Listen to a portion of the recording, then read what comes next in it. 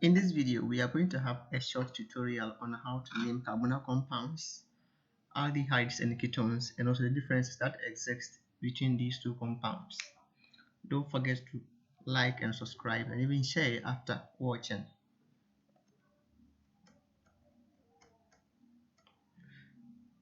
So what are carbonyl compounds? So any organic compound with a carbonyl group qualifies to be called a carbonyl compound.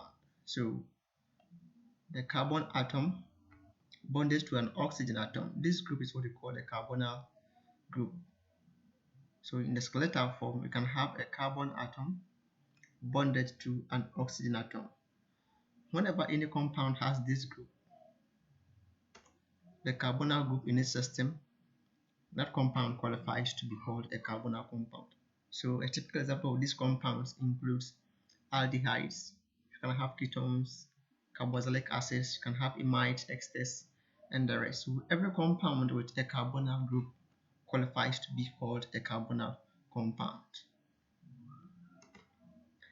In this video, I'm going to specify or going to focus on aldehydes and ketones, how they look like and how to even name them in organic chemistry. So let's begin first with aldehydes. What are aldehydes? So aldehydes are carbonyl compounds in which the carbonyl carbon is bonded to a carbon and a hydrogen. So when you take the carbonyl group like this carbon is called a carbonyl carbon, and this oxygen is called the carbonyl oxygen. So with aldehydes, the carbonyl carbon is bonded to a carbon and a hydrogen. So whenever a compound has a carbonyl carbon bonded to a hydrogen and a carbon, that compound is called an aldehyde. So it's an example of a carbonyl compound. So look at this. This is the carbonyl carbon bonded to the carbon 2 and also a hydrogen. So any compound of this nature is what we call an aldehyde. In an aldehyde, the carbons in the compound, the carbonyl carbon is named carbon 1, the next is carbon 2, the next is carbon 3, 4, 5 to infinity. So whenever a carbonyl carbon has a bond with a carbon atom and a hydrogen, that compound is called an aldehyde, and it is an example of carbonyl compound. So let's see how we name aldehydes. So basically, in naming organic compounds, we just use the corresponding alkane names in naming them. Aldehydes are also called alkanals. So alkanals. So in naming aldehydes, what you do is you just take the corresponding alkane, that's the one that matches with the same number of carbons. Then you drop the last E, then you add Al in the aldehyde nomenclature. So for this one, it's an alkane named pentane. If this one converts to an aldehyde, it becomes a pentanal. So here, the last carbon, carbon 1, has contained the carbonyl oxygen. So the pentane as an alkane is named pentanal as an aldehyde. That's basically how we name aldehydes. But if you have substituent that is bonded to any of the carbons too, if there's any substituent bonded to any of the carbon, we take the position of that substituent with a number and name it. So a substituent is any compound or any group that is not part of the parent chain. So if any atom is part of this compound but is not part of the parent chain, it is called a substituent. So for example, when we take a typical aldehyde like this, the parent chain is carbon 1, 2, 3, and 4. So 4 carbons. The hydroxy group is not part of the parent chain, but it is bonded to one of the carbons, so it becomes a substituent. So in naming aldehydes, the parent chain here, if it was to be alkane 4 carbon, it will be named butane.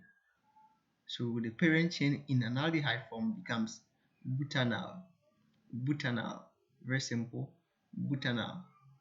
But if it's an aldehyde or it has this hydroxy group as substituent on carbon 4, so here's carbon 1, carbon 2, 3, and 4.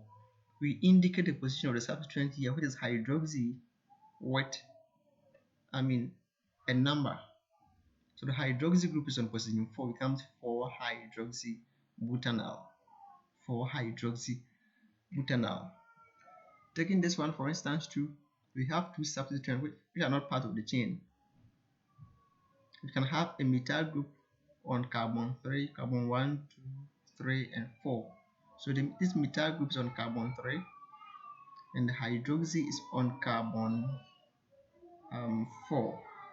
Taking hydroxy and methyl, they are all different substituents, but the hydroxy starts with H and the methyl starts with M. So in alphabetical order, the H comes before the M.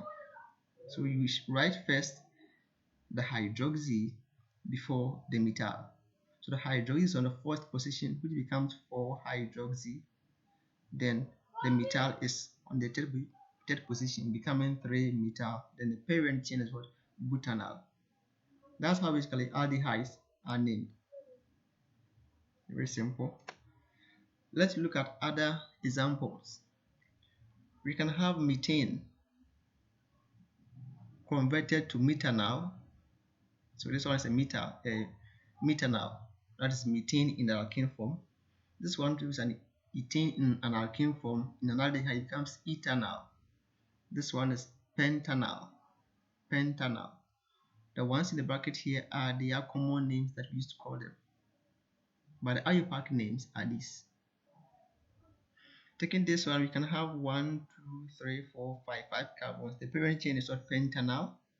But we have chlorine on the second carbon, which becomes 2-chloropentanal. 2-chloropentanal. This one is carbon 1, carbon 2, carbon 3, carbon 4. So 4 carbons becoming butanal. Butanal. Taking this one, for instance, we have carbon 1 here with the carbonyl group carbon 2, carbon 3, carbon 4, or carbon 4 here. Then we have a methyl group, this on the third carbon. So carbon 1, carbon 2, carbon 3, then carbon 4. The methyl is on the third carbon, so in name it becomes 3-methyl butanal. Very simple. That's how basically aldehydes are named. Let's go to ketones. As aldehydes are also called alkanals, ketones are also called alkanones. So alkanones. So here's, if it's aldehyde, it would have been Al here, but here it is ONE. Alkanone. So what are ketones? So with ketones, the carbonyl carbon, which is this one, is bonded to 2 different carbons. Unlike the aldehyde that you have the carbonyl carbon to 1 carbon and 1 hydrogen, ketones have 2 different carbons. So it's carbon 1 and carbon 2. So any compound that has a carbonyl carbon bonded to 2 different carbons, that compound qualifies to be called a ketone. Let's see how we name ketones as we did for the aldehydes too. So in naming ketones, they are very simple. You have to replace the last E of the corresponding alkene name with on. So the last E of the corresponding alkene name, here we mean the number of carbons in the compound. The number of carbons in the compound is the corresponding alkene name. So for example, if you have 2 carbon compound like ethane, it becomes ethanone when it becomes a ketone. If you have a 6 carbon like a hexane, it becomes hexanone when it becomes a ketone. Next, you have to indicate the position of the carbonyl group and if there is any substituent to it, the least number possible. So we're going to take examples. Here we indicate the position of the ketone, the carbon to oxygen bond, with a number, and if there is a substituent to, we indicate that to with a number. So take examples here. We have this compound.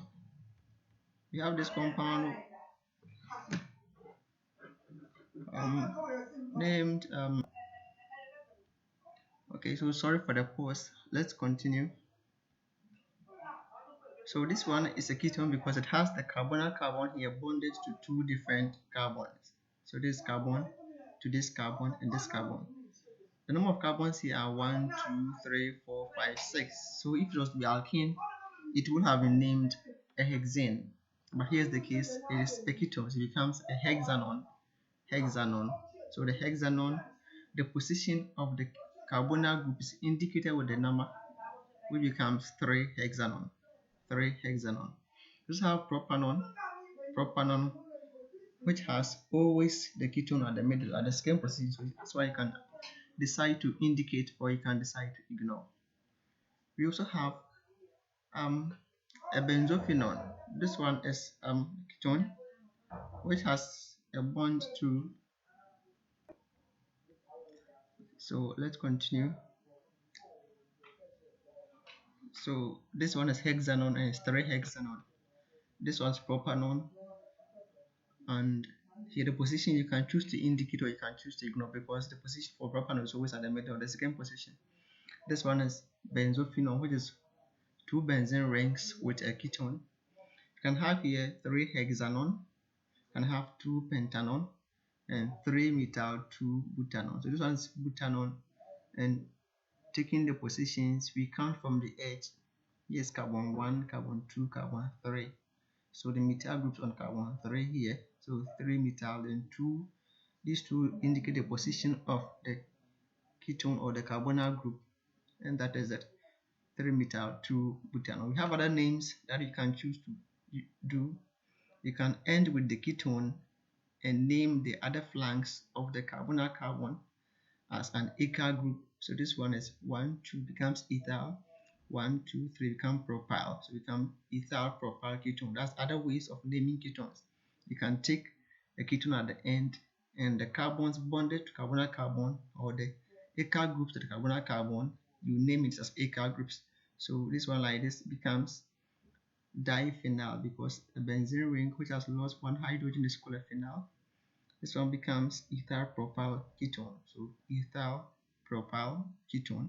We have here a methyl propyl, methyl and propyl ketone. We have here a methyl and isopropyl. This group is called an isopropyl ketone. That's how you can also choose to name ketones. So these are some further examples of aldehydes and ketones. You can have butanol with 4 carbons, 3 hydroxybutanol with hydroxy group on the third carbon.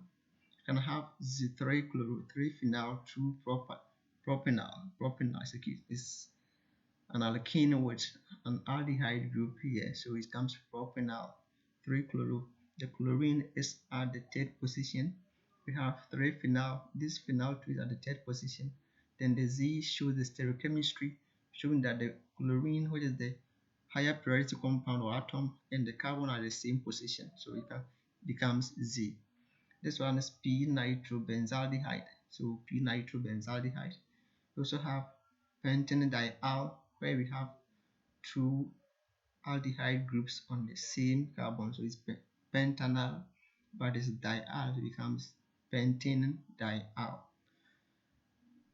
We have ketones here. We have acetone or propanol. This one we have phenyl ethanol, so this is an ethanol with a phenyl ethanol. Then this one becomes 2-bromo-4,4-dimethyl cyclohexanone. So this is a cyclohexanone with here as carbon 1, carbon 2, 3, 4. So we have dimethyl on carbon 4.